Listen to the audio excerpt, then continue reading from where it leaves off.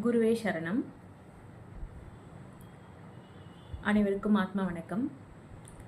நம்ம குரு நம்மக்கிட்ட அடிக்கடி என்ன சொல்கிறாங்க, சிரித்த முகத்தோடு இருங்க அப்படின்னு ஒவ்வொரு மீட்டிங்லேயும் ஒரு ஒரு 100 முறையாவது சொல்லுவாங்க.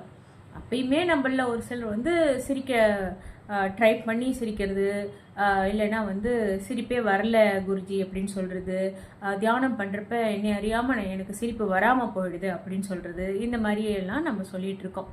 அதுக்கு நம்ம குரு ஒரு உபதேசத்தில் சொன்ன விஷயந்தான் நான் சொல்கிறேன். யாரால் சிரிக்க முடியாது? யாரால் சிரிக்கவே முடியாது? எவர் ஒருவருக்கு உயிரே அவங்க உடம்புல இல்லாமல் சவமாக இருக்காங்களோ அவங்களால தான் சிரிக்க முடியாது.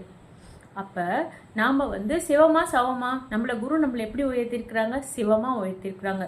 பேரானந்தத்தோட வாழும் அளவிற்கு நமக்கு முழு சக்தியும் கொடுத்து தானே புருவ மத்தியில் நிலைநாட்டி, தன்னைத்தானே புருவ மத்தியில் நிலைநாட்டி கொண்டு நம்மளை அன்போடு கடமையில் பொறுப்போடு சிரித்த முகத்தோடு மட்டும் இருங்கள், உங்களை நான் கவசம் போல நான் பார்த்துக்கிறேன் அப்படின்னு சொல்லி நம்மளை வாழ வைக்கும் குருவுக்கு நாம் என்ன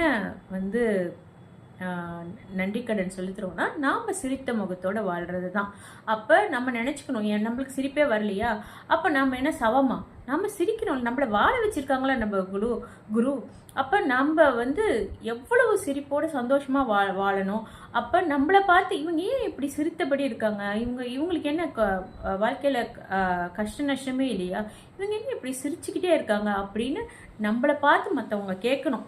இவங்களால எப்படி சிரித்த முகத்துடன் வாழ முடியுது அப்படிங்கிற அளவு நம்மளை பார்த்து ஒரு சிலர் நம்மளை கேட்க ஆரம்பிச்சிட்டாங்கன்னா, அப்போ நம்ம குருவை நம்ம ஜெயிக்க வச்சிட்டோம் அப்படின்னு அர்த்தம். ஆத்மா வணக்கம்.